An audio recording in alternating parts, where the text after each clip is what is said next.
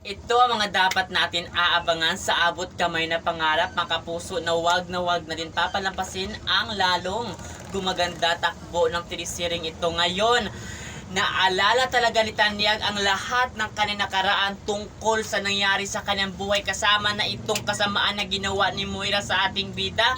At siya din talaga ang dahilan kung bakit na aksidente at nasira ang buhay ni Tanyag. Kaya aabangan natin ito, mga kapuso, kung ano talaga yung gagawing hakbang ni Tanyag tungo dito kay Moira, na talagang mapagbayaran talaga niya lahat ng kasamaan na ginawa na dito sa ating bida. Kaya aabangan natin ito.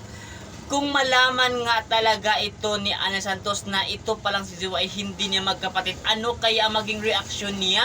Na talaga mula umpisa talaga ay niluloko siya ni Zoe, na hindi man lang sinabi ang katotohanan tungkol nga sa pagkatao nilang dalawa. Kaya yan ang aabangan natin dito, mga kapuso, kasi lahat ng mga sikreto ng mag-ina na ito ay malalantad na, at ito nga ay si Tanyag ang makapagsasabi sa lahat kung ano nga ba talaga ang katotohanan tungkol sa mga pinakatatagong lihim ng mga kontrabida na ito. Kaya yan ang aabangan natin dito, mga kapuso, sapagkat ito na ba talaga ang katapusan ng kasamaan ni Moira pag nalaman ng lahat kung ano ang ginawa niyang masama dito sa ating bida.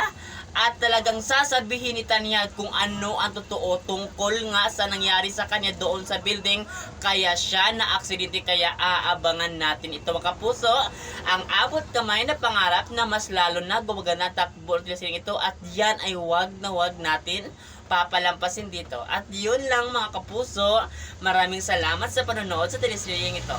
Thank you.